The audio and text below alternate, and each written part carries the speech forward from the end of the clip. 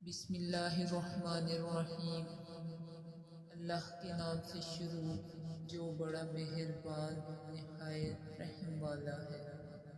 تمام دیکھنے اور سننے والوں کو السلام علیکم۔ آپ سب سے گزارش ہے کہ ایک بار درود شریف پڑھ لیں، کیونکہ ایک بار درود شریف پڑھنے سے اللہ پاک 10 مرتبہ رحم فرماتا ہے۔ حضرت علی رضی اللہ تعالیٰ عنہ نے فرمایا، پریشانیاں حالات سے نہیں، خیالات سے پیدا ہوتی ہے۔ جس کا ظاہر اس کے باطن سے زیادہ اہم ہو، قیامت کے دن اس کا اعمال نامہ ہلکا ہوگا، اور جس کا باطن اس کے ظاہر سے زیادہ اہم ہو، اس کا اعمال نامہ وزنی ہوگا۔ ایسے شخص کے ساتھ غداری کتنی بری ہے جس نے خود کو تمہارے سپرد کر دیا ہو۔ اتنے خشک نہ بنو کہ توڑ دیے جاؤ، اور اتنے نرم نہ بنو کہ نچوڑ دیے جاؤ۔ حضرت علی رضی اللہ تعالیٰ عنہ نے فرمایا، زبان سے نکلے ہوئے الفاظ جسم کو نہیں بلکہ روح کو زخمی کر دیتے ہیں۔ دنیا میں بہترین انسان وہ ہے جس کے لیے کوئی روئے، اور بدترین انسان وہ ہے جس کی وجہ سے کوئی روئے۔ گھر میں غصہ ہونا گویا گھر کو ویران کرنا ہے۔ اپنی سوچوں کو پانی کے قطروں سے زیادہ شفاف رکھو، کیونکہ جس طرح قطروں سے دریا بنتا ہے، اسی طرح سوچوں سے ایمان بنتا ہے۔ جو ظلم کے ذریعے عزت چاہتا ہے، اللہ اسے انصاف کے ذریعے ذلیل کرتا ہے۔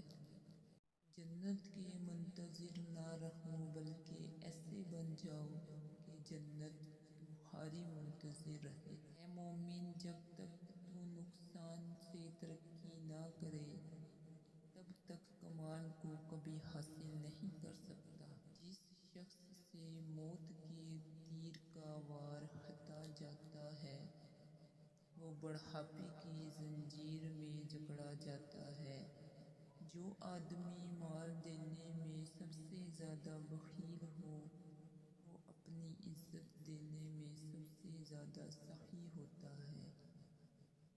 جب تک مومن خوشحالی کو فتنہ اور بلا کو نعمت نہ خیال کرے، تب تک اس کا ایمان کامل نہیں ہوتا۔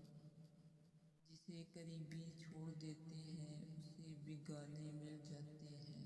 ان لوگوں پر اعتبار کرو جو تمہاری 3 باتیں بانپ سکیں: تمہاری ہنسی میں پوشیدہ درد، تمہارے غصے میں تمہارا پیار، تمہاری خاموشی میں پوشیدہ وجہ۔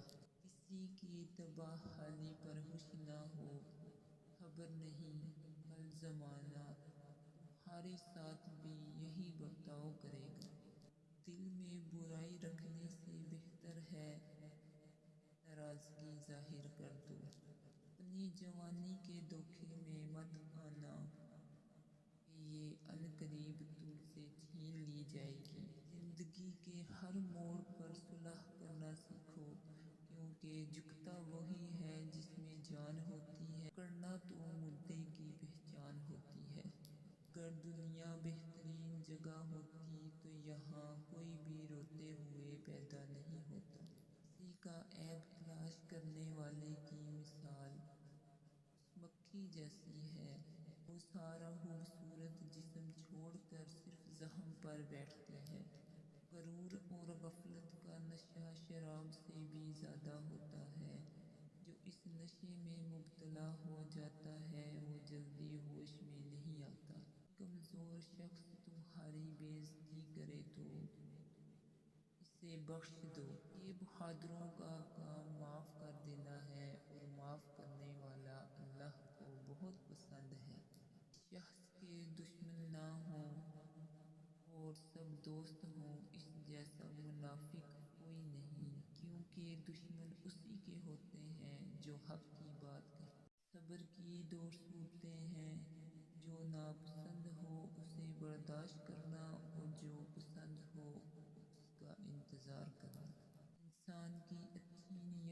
وہ انعام ملتا ہے جو اچھے اعمال پر بھی نہیں ملتا، کیونکہ نیت میں دکھاوا نہیں ہوتا۔